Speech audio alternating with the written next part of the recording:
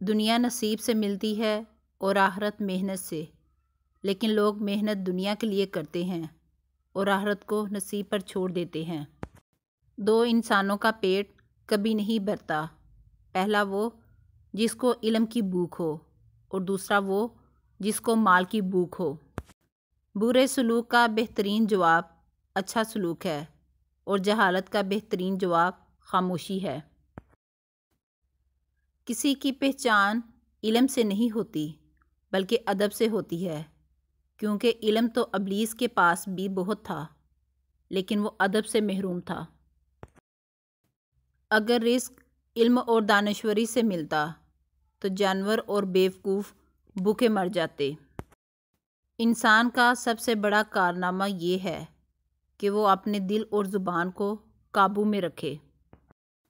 دولت دنیا کی ہو یا ایمان کی، جتنی زیادہ بڑھ جائے اتنی نیند کم ہو جاتی ہے۔ جو غلطی کر نہیں سکتا وہ فرشتہ ہے، اور جو غلطی کر کے ڈٹ جائے وہ شیطان ہے، اور جو غلطی کر کے توبہ کر لے وہ انسان ہے۔ سخت کلامی سے ریشم جیسے نرم دل بھی سخت ہو جاتے ہیں۔ نفس وہ بھوکا کتا ہے جو انسان سے غلط کام کروانے کے لیے اس وقت تک بھونکتا رہتا ہے جب تک وہ غلط کام کروا نہ لے، اور جب انسان کوئی غلط کام کر لیتا ہے تو یہ کتا سو جاتا ہے، لیکن سونے سے پہلے انسان کے ضمیر کو جگا جاتا ہے۔ کلام میں نرمی اختیار کرو، کیونکہ لہجے کا اثر الفاظ سے زیادہ ہوتا ہے۔ اللہ کا ہر فیصلہ عقل اور انصاف پر مبنی ہوتا ہے، اس لیے حرف شکایت کبھی لب پر نہ لاؤ۔ حرام چیزوں اور حرام کمائی سے ہمیشہ بچتے رہو، تمہاری دعائیں قبول ہونا شروع ہو جائیں گی۔ ادب کا دروازہ اتنا چھوٹا اور تنگ ہوتا ہے کہ اس میں داخل ہونے سے پہلے سر کو جھکانا پڑتا ہے۔